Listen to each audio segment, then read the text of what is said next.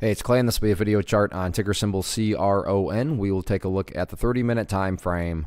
Real quick, what do I mean by 30-minute in case maybe you're new to charts? Instead of each one of these candlesticks here representing 1 day's worth of price action, which is what you would normally see, each one represents 30 minutes. So while this here may look like several days worth of time, it's actually today's price action broken down into 30-minute time slices. I like to this time frame that does a good job of telling the quote-unquote story of the price and then makes mapping out levels of support and resistance a bit easier to see. Now, I will say that this chart from a presentation standpoint is actually pretty tricky to talk about because there's a lot of perspective that goes into it. What do I mean by perspective? Well, let's say you're some sort of day trader, short-term trader, whatever you want to call yourself, and you bought there, or maybe you bought right there, and your plan was to buy and sell within 7 minutes. Well, in that point of view, yeah, the chart's looking pretty bad. Now, if you care about the big picture of things, I get it. Yeah, from the highs, the price did pull back, but from the grand scheme of things, the price does still have an opportunity to build a higher base, and that's what you want to see over longer periods of time. I'm going to be talking about things from a big picture perspective. So if I sound crazy calling something bullish, my guess would be you probably had more of a day trader type perspective and mentality going into the trade. And while I'm not saying this is going to occur, this will just help kind of illustrate the overall idea here of why I'm still calling this overall chart bullish.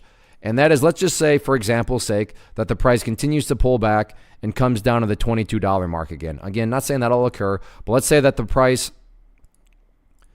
pulls back, behaves in this manner, and then starts to work its way back upwards. What would you have emphasis on the big picture? So from the big picture perspective, well, you'd have a set of lows right here. You'd have a set of lows right there.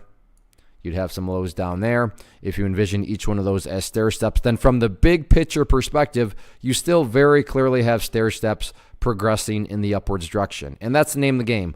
A truly strong move is going to progress forward. It's going to drift forward as time goes by, or in technical jargon, it's going to trend higher as time goes by. So that's why even with a pullback, assuming you do care about the grand scheme of things, then the bulls are still fully in control. Once more, I'm aware, if you're a day trader and you bought up there, then yeah, you don't care about these stair steps, but that's why I try to offer up a warning that I would be commenting from the bigger picture point of view. So sure, today the price pulled back, but stop and think about that word, today.